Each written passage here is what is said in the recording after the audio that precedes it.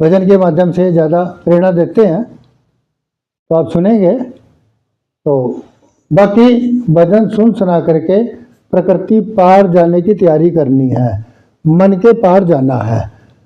और मन के पार जाने से पहले मन रूपी कमरे की सफाई करनी पड़ेगी। शुरू में बताया था मैंने, ये मन को कमरा मान लो। अब इस कमरे में कई सालों से हम गए ही नहीं, जाड़े लगे पड़े हैं, अंधेरा है, खिड़कियां बंद पड़ी है, गंदगी है, ना रंग रोगन कर रखा। तो इस मन में कितनी देर रुकोगे? नहीं रुकोगे। हाँ, धीरे धीरे जाओगे ना, तो क्या करोगे आप? सफाई तो करोगे। आपका घर है, कमरा है, 2-3 साल से गए नहीं, आओगे तो सफाई तो करोगे ना। सफाई करने बाद तो कमरे में बैठने को मन करेगा ना। तो मन की सफाई तो निरंतर करनी है। और जो आंख बंद करके बैठते हैं ना, ये असली ध्यान शुरू नहीं होगा। ये अंदर से खाली कर रहे हैं, गंदगी निकाल रहे हैं, धूल उड़ रही है। वो धूल कभी अच्छी लगेगी, कभी खराब लगेगी। धूल किसी को अच्छी लगती है क्या? पर मन इतना गंदा हो रहा है, भरा पड़ा है कूड़ा कबाड़, जब वो उड़ेगा, निकलेगा, तो उस टाइम तो अच्छा नहीं लगेगा। तो काफ़ी लोग तो उस धूल को देख के ध्यान ही करना छोड़ देते हैं। कहते हैं यार मैं बैठता हूँ ना, मेरे को तो काला काला दिखता है, अंधेरा दिखता है, मन घबराता है, वो छोड़ ही देते हैं। तो इसलिए यहाँ बार बार बुलाते हैं। तो यहाँ के लिए आप मौका ना चुका करें। लो जी, अब आप भी आशीर्वाद दो जरा। सभी साथियों को राम राम। डॉक्टर साहब ने जो बातें बताई हैं, बिल्कुल यही हमारी जिंदगी का सार है। और हम चाहे कितने भी भजन गा लें, कितने भी मंदिर जा लें और अपने पाठ पूजा कर लें, धूप बत्ती कर लें, लेकिन ये एक बाहर की जो है ना हमारी है पूजा। और असली पूजा तो है जब हम अंदर, अपना मन हमारा जब अंदर जाएगा ना, वो असली पूजा तो वही है। और उसके बिना मन को चैन भी नहीं पड़ता। ठीक है, हम जो है ना अपना दिखावे के तौर पे ये समझ लो, या भाई एक आदत बनी हुई है, नहा धो के अपना भाई धूप बत्ती जला लेते हैं, आरती कर लें, कर्म कांड कर लेते हैं, लेकिन वो जो है ना उससे मन संतुष्ट नहीं होता। मन संतुष्ट तो ठीक है, हम जो है ना बाहरी जगत के इंसान हैं, इतना सोच लेते हैं चल भाई हमने कुछ तो कर दिया, जो है ना इतने में मन संतुष्ट हो जाता है। लेकिन असली तो जब है, जब हम ध्यान पे बैठते हैं आधा घंटा कम से कम, वैसे तो जितनी उम्र है उस हिसाब से उतना मिनट होना चाहिए। बाकी ये भाई आधा घंटा तो जरूर जो है ना बैठे। हाँ, छोटा बच्चा जो है वो अपनी एज के हिसाब से जितनी एज है उतने मिनट वो बैठ जाए। और दिन में 3 बार करो तो सोने पे सुहाग है, वरना 2 बार तो जरूर जो है ना जी बैठो, सुबह शाम। ये तो समय वैसे तो 24 घंटे परमात्मा ने दिए हैं, वो सबको दिए हैं, किसी से भी कंजूसी नहीं की भगवान ने, सबके साथ एक ही है, 24 घंटे सभी के पास हैं। अब मैं से जो है ना जी इधर उधर के कामों में लगा तो टाइम नहीं है, टाइम नहीं है। अब ये नहीं पता कि यदि हम ध्यान पे बैठेंगे तो हमारा समय बचेगा, हमारा वो समय वेस्ट नहीं जाएगा। क्योंकि जो हम नींद रात को 8 घंटे में पूरी करते हैं, और यदि ध्यान पे बैठ जाए, सोने से पहले आधा घंटा ध्यान पे बैठते हैं, तो वो नींद हमारी 6 घंटे में पूरी हो जाएगी। 2 घंटे की बचत हमारी वहीं होगी। और उल्टा ये कहते हैं कि आधे घंटे का ध्यान हमारी 2 घंटे की नींद पूरी करता है जी, आधे घंटे का ध्यान। तो ये इसीलिए जो है ना वो हमारा समय बचेगा। पर हम फंसे हुए हैं जो दुनियादारी में, संसार में, बच्चों में दिखते हैं, अपने जो है ना आसक्ति में फंसे हुए हैं। क्यों? हमारा पेट तो भरता नहीं। लेकिन पेट तो जो है ना जी जब संतुष्टि होगी तो पेट तो भर जाएगा। 2 मिनट और बैठो, आपके मतलब की एक बात बतानी थी। 2 मिनट और बैठो, भजन है 2 मिनट बैठो। हाँ, तो चलो एक छोटी बात इनकी बता दूं, फिर भजन। हाँ जी, हाँ जी। आपको थोड़ा स्पेशल बुलाया था, आयुर्वेद का विषय मैंने इसलिए लिया। अब एक बात आपके काम की भी बता रहा हूँ। जरूर से ज़्यादा खाना, बिना भूखे खाना सारी बीमारियों को आमंत्रण देता है, मान गए ना। नंबर 2, सूरज की गर्मी में खाना हजम हो जाएगा, सूरज छिपने के बाद खाना बीमार कर देगा, ये आप याद रखना। नंबर 3, आपको वायु और कफ की बीमारी है ना, थोड़ा अलग से बात कर लेना। तो जिसको वायु और कफ की बीमारी हो उसको कफ बनाने वाली चीज़ें जैसे दूध, घी, मलाई, ठंडी चीज़ें, चिकनी चीज़ें, रिफाइंड, जहर है, ये उसको नहीं खानी चाहिए। और ये बीमारी बहुत है, ट्राइग्लिसराइड, और ये जो बड़ा पड़ा है ना लोगों का, यही कारण है। तो ऐसे लोग क्या खाए, नाश्ता क्या ले, अब ये मैं बता रहा हूँ। मीठा खाने का शौकीन है, डायबिटीज़ नहीं है, तो खजूर बहुत बढ़िया खुराक है, मुनक्का बहुत बढ़िया खुराक है, किशमिश बहुत बढ़िया खुराक है, अंजीर बहुत बढ़िया खुराक है। और जिसमें तेल नहीं है, बहुत सारी बातें हैं, समय लगेगा, आप जल्दी में हैं, तो सुबह इस तरह की खुराक खाएं। और इसको हजम करने के लिए वैसे तो 4.5 घंटे लगते हैं, पर आप 4.5 घंटे ना रह सकें तो फ्रूट वगैरह, फ्रूट भी खा सकते हैं, मीठा फल भी खा सकते हैं, जैसे चीकू है, सेब है, मीठा फल सुबह के समय में, शाम के समय नहीं खाना। तो सुबह ये खा ले, और इसके 2-3 घंटे बाद 11 बजे और 2 बजे के बीच में खाना पेट भर के खा ले। उसमें थोड़ी बहुत गलती हो जाए तो माफ़ हो सकती है, पर सूरज छिपने के बाद आप ये गलती करेंगे ना तो माफ़ नहीं की जाएगी। सूरज छिपने के बाद तो ज़्यादा से ज़्यादा हल्का फुल्का थोड़ी सी सब्जी खा ली, थोड़ी सी मूंग की दाल खा ली, या ना रह सके तो हल्की फुल्की खिचड़ी खा ली। और काम चल जाए तो दिव्य पेय आता है, देसी चाय आती है, वो पी ली, है जी। और बलगम ज़्यादा ना परेशान करता हो तो दूध में हल्दी डाल के पी ली। और हल्दी की गोलियां भी आती है, करक्यूमिन गोल्ड के नाम से, 2 गोली में 6 चम्मच हल्दी होती है। तो 6 चम्मच हल्दी खाना तो मुश्किल है। ये कीटाणुनाशक है, वायरस और बैक्टीरिया को मारने वाली है। ये दवाई वाली बात है ना, जब तक दवाई ना ले तसल्ली भी नहीं होती। तो इस तरह का भोजन करें, और रात को जल्दी सो के जल्दी उठे, और सुबह अनुलोम विलोम प्राणायाम जरूर कर लें। इतना शुरुआत कर देंगे ना, तो फिर आगे की बात आप करेंगे तो लाभ ही लाभ हो जाएगा। और ध्यान को ना छोड़ें। अब आप लोग भजन लो।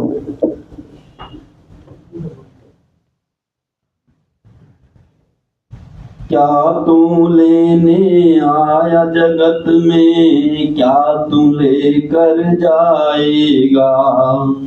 दुर्लभ मानुष जन्म रे बंदे, फिर नहीं तू पाएगा। अभिमान में अंधा होकर, अभिमान में अंधा होकर, काहे मचाए शोर रे। सीताराम सीताराम सीताराम बोल।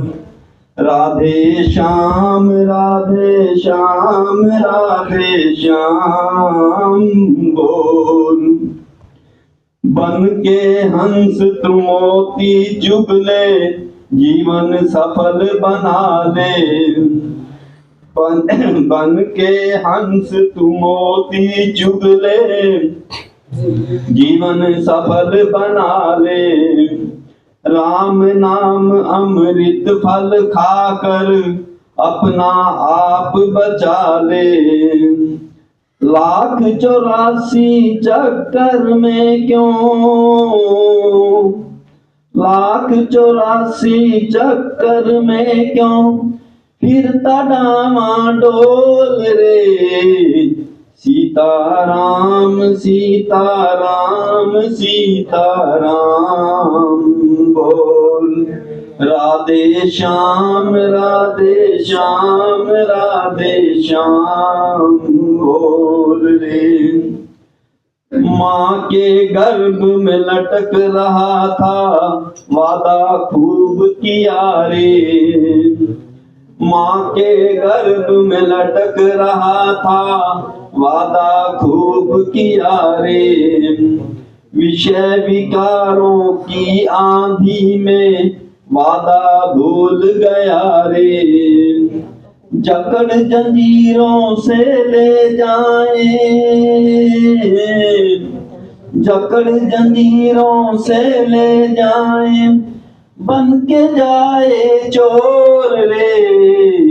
सीताराम सीताराम सीताराम बोल रे, राधे श्याम राधे श्याम राधे श्याम बोल रे। करम बही के अंदर चाहे हेरा फेरी कर ले, करम बही के अंदर चाहे हेरा फेरी कर ले। दुनिया भर के चाहे खाते अपने नाम तू कर ले, दुनिया भर के चाहे खाते अपने नाम तू कर ले। सच्चे मालिक के आगे तू, सच्चे मालिक के आगे तू कुछ न सकेगा बोल रे। सीताराम सीताराम सीताराम बोल रे, राधे श्याम राधे श्याम राधे श्याम बोल रे। सीताराम सीताराम सीताराम बोल रे, राधे श्याम राधे श्याम राधे श्याम बोल रे। सभी धन्यवाद। देखो, एक से एक कमाल की प्रेरणा मिलती जा रही है। एक रावल जी हमारे हनुमान जी है, इनके बिना काम नहीं चलता। 2-2 घंटे ध्यान डूबे रहते हैं। इनका तो आशीर्वाद ले लोगे ना तो ही कल्याण हो जाएगा। और राहुल जी यहाँ जो बैठ जाओ फिर बस आ जाओ 1 मिनट। तो आज चर्चा शुरुआत कहाँ हुई थी कि मन और शरीर दोनों जुड़े हुए हैं। शरीर बीमार है तो मन बीमार हो जाएगा, मन बीमार है तो शरीर बीमार हो जाएगा। शरीर का मन पे असर पड़ता है और मन का शरीर पर। इसलिए आज मैं कभी मन की बात कर रहा हूँ और कभी शरीर की। एक बात और बता दूँ, आजकल इस शिक्षा का लोप हो गया है। ध्यान की शिक्षा का भी लोप हो गया, कर्मकांड तो बहुत बढ़ गया और लाइफस्टाइल का भी लोप हो गया है। क्यों हो गया? क्योंकि जो कुछ भी लोग कर रहे हैं ना वो गलत सिखा दिया। गलत कैसे है? रिजल्ट नहीं आ रहा। अब कोई दवाई दी जाए और बीमारी ठीक ना हो तो उस पर विश्वास बनेगा? दवाई पे छूट जाएगी ना दवाई। तो लोगों को ध्यान करवा दिया, रिजल्ट आया नहीं, लोगों ने छोड़ दिया। अब फिर क्या कहने लगे, अरे ध्यान करना तो बहुत मुश्किल है, हम तो कर नहीं सकते, बहुत मुश्किल है, कौन टाइम खराब करे, बहुत किया था कुछ नहीं मिला मिलाया, तो ध्यान छोड़ दिया उन्होंने। इसका मतलब ध्यान गलत नहीं है, सिखाने वालों ने गलती कर दी, कुछ ऐसा तरीका बता दिया और ध्यान को यूं कह दिया बहुत मुश्किल है ध्यान, तो ध्यान का लोप हो गया। इसी तरह बीमारियों के बारे में बता दूं। अब मैंने एक बात और जोड़ी है, शरीर और मन दोनों को कंबाइन करना पड़ेगा, तब जीवन बढ़िया ढंग से चलेगा। ये बात गलत लग रही है, ठीक लग रही है? तो शरीर के लिए एक बात बता रहा हूँ, बता चुका हूँ, वैसे रिपीट कर रहा हूँ। अपनी अपनी प्रकृति को पहचानना सीख लेना। आपको पता होना चाहिए कि मेरी वात प्रकृति है या पित्त है या कफ है। अगर आपने मेरे को अपनी प्रकृति बता दिया ना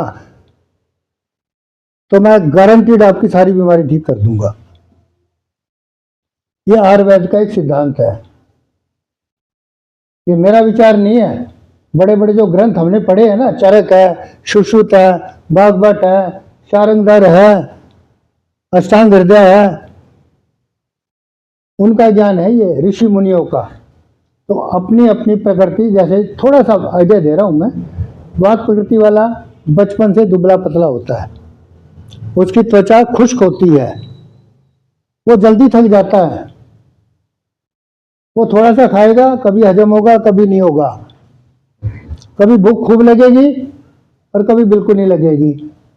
तो पता लग गया मेरी बात प्रकृति है, तो वो यूं सोच के नहीं खाएगा टाइम हो गया मम्मी कह रही है। अगर वो अपनी इच्छा से खाए, प्रकृति के अनुसार खाए, तो बीमार नहीं होगा। और आजकल क्या रूटीन है, अरे कल तो 6 रोटी खाई थी, आज क्या बात है 2 रोटी खा रहा है। अरे उसकी प्रकृति ऐसी है भाई, उसको प्रकृति के हिसाब से जीने दो। इस तरह कफ प्रकृति वाले वो मोटे ताजे होते हैं, सुस्त आराम होते हैं, नींद बहुत आती है उनको, त्वचा भी उनकी चिकनी होती है, माल भी खूब खाते हैं, उनको भी भूख कम लगती है, हजम नहीं होता उनको, और उनकी खाने की बड़ी इच्छा रहती है। कभी चटपटा खा लिया, कभी मीठा खा लिया, मीठा खाने के भी शौकीन होते हैं, और उनका दिन प्रतिदिन वजन बढ़ता है उनका। अगर आपकी ऐसी प्रकृति है तो मान लेना कफ की प्रकृति है। हट्टे कट्टे होते हैं ये लोग, थकते नहीं काम करने में, पर जल्दी से काम करते नहीं, बड़ी मुश्किल से लाइन पर आते हैं, समझाने का असर नहीं पड़ता जल्दी, पर जब समझ में आ गई ना बात तो इनका कोई मुकाबला नहीं कर सकता। ये कफ प्रकृति है। इसी तरह एक पित्त प्रकृति है। पित्त प्रकृति वाले क्या है, बड़े ठीक, ना मोटे होते ना पतले होते, और जो काम एक बार ठान लिया ना, जब तक वो पूरा ना कर दे ना पीछा नहीं छोड़ते, करे जाएंगे, अपनी जान भी लुटा देंगे, आर पार की लड़ाई लड़ेंगे, मारेंगे या मर जाएंगे। जैसे मिलिट्री में जवान होते हैं, वो डरते नहीं हैं, ये पित्त प्रकृति वाले होते हैं। कई दो प्रकृति मिल करके बनते हैं। तो अगर आप अपनी प्रकृति भी साथ साथ पहचान लो तो 90% आप अपनी बीमारियों से बच जाओगे। प्रकृति के अनुसार खाना पीना शुरू कर दो, और छोटी छोटी बातें मैंने बताई है उसका भी ध्यान रखो, तो फिर मन की वजह से ना, शरीर की वजह से आपका मन बीमार नहीं होगा, और ध्यान आपके लिए आसान हो जाएगा। और ध्यान में बहुत पारंगत हो गए हैं, शुरू से कर रहे हैं, पिछले जन्म से भी लेके आए हैं, प्रारब्ध में लेके आए हैं, तो फिर अलग बात है, फिर उसके ऊपर किसी चीज का असर नहीं पड़ना। तो छोटी छोटी बातें बता के मैं एक अपने जीवन को बढ़िया ढंग से जीने की एक कला कहनी चाहिए, कला सिखाने की कोशिश कर रहा हूँ, ताकि आप अनाप शनाप खर्चे से भी बच जाए, आपका जो पैसा वेस्ट हो रहा है, बर्बाद हो रहा है, उससे भी बच जाए। और वात की 80 प्रकार की बीमारी होती है, और वात की बीमारी तो हर एक को है, यूँ मान के चलना।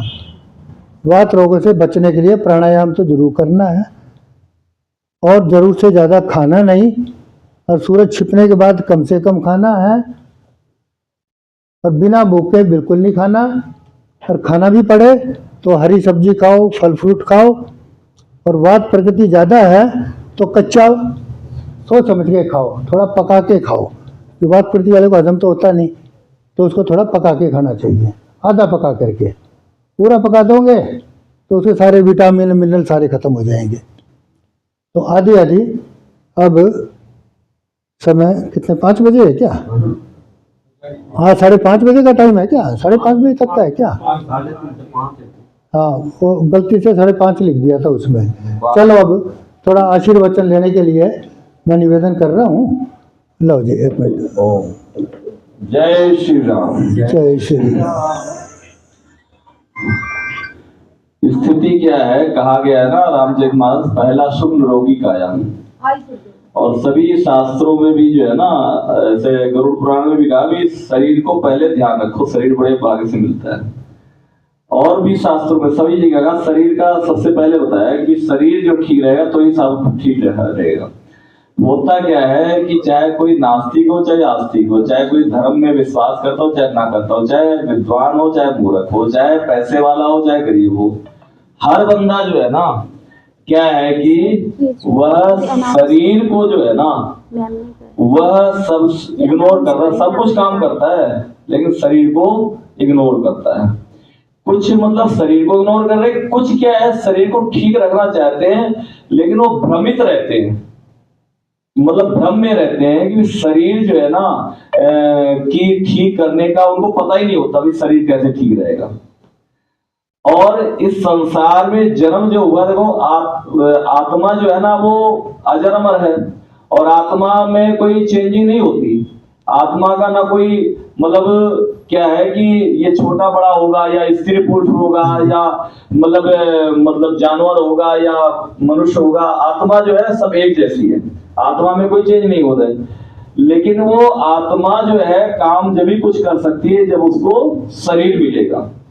और शरीर जो है वह आत्मा जो है वो कर्मों को भोग करने के लिए उसको एक शरीर दिया जाता है, और शरीर एक जो है साधन है, और उससे ही जो है ना क्या है वो कर्म कर सकता है। और इस संसार में जन्म हुआ है इसलिए कि हम जो है ना क्या है कि कर्म अच्छे करें, सत्कर्म करें, ताकि इस जन्म मृत्यु बंधन से छूट कर परमात्मा के आनंद में हम पार कर सकें। लेकिन होता क्या है कि हम जैसे जन्म होता है और जैसे जैसे समझदार होते जाते हैं, जैसे जैसे हम बड़े हो जाते हैं ना, कहते हैं बड़े होके समझदार हो गए, जैसे जैसे समझदार हो जाते हैं, जैसे सब कुछ जानने लगते हैं, वैसे वैसे जो है ना हम अपने क्या है शरीर को इग्नोर करते हैं, और हमें जो है ना क्या है कि संयमित जीवन नहीं हो पाता, और हम अपने क्या है कि 5 ज्ञानेंद्रिय, 5 कर्मेंद्रिय और 11 मन उनके वशीभूत हो जाते हैं, और उनके वशीभूत होने के कारण ही सारी परेशानियां हो जाती है। और सबसे पहला जो है गड़बड़ क्या करता है कि वह जीवा करता है, सबसे खराब काम वो करता है। अगर जीवा को हम कंट्रोल कर लेना तो सारा सिस्टम ही मतलब बहुत फर्क पड़ जाए। कहते हैं ना जैसे खाए अन्न वैसा होवे मन, जैसे पीवे पानी वैसे होवे वाणी। तो इसलिए जो है ना शरीर को जो है सभी शास्त्र, देखो अगर हम पुराने ग्रंथों में जाए, अब जो है ना जो किताबें लिखते हैं या मान लो 50 साल 100 साल पहले, मतलब ये वहां तक तो जो है ना जितनी योग की बातें होंगी ना सब जगह ये होगा भाई चलो ये इस योगा करने से या ऐसे आसन करने से ये शरीर ठीक ठाक रहेगा। लेकिन पुराने ग्रंथों में तो कहीं ऐसी बात नहीं है कि भाई जो है ना योग करने से तुम्हारा शरीर, क्योंकि शरीर ऑटोमेटिक ठीक होता ही था। मतलब क्या है कि वो साधना जो है ना, योग है साधना करने के लिए।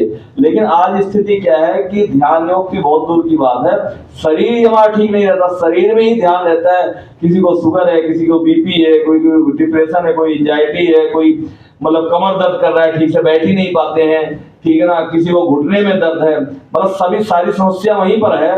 मतलब वो शरीर से ही ध्यान है, शरीर से आगे हम बढ़ ही नहीं पाते। क्यों? शरीर में रोग है, और रोग का कारण क्या है कि वह भगवान ने कुछ नहीं दिया। सब कई बार ना दुख हो जाता है, परेशानी हो जाती है, तो कहते भगवान ने दिया, और अच्छा हो जाए तो अगर हमने किया। तो कहने तात्पर्य है कि हम अगर अच्छा कर रहे हैं या बुरा, चाहे अच्छा हमारे साथ हो रहा है चाहे बुरा हो रहा है, क्योंकि गीता कहती है शुभ करो चाहे अशुभ करो, मनुष्य को फल मिलेगा उसका। अच्छा करेगा तो अच्छा फल मिलेगा, और बुरा करेगा तो बुरा फल मिलेगा। कहा गया ना अवश्य में भोक्तव्यम कृतम करो शुभाशुभम। तो इसलिए व्यक्ति को जो है ना क्या है कि वह मुख्य रूप से शरीर के बारे में कह रहा हूं कि शरीर को अपने हाथ में है उसको ठीक ठाक करना।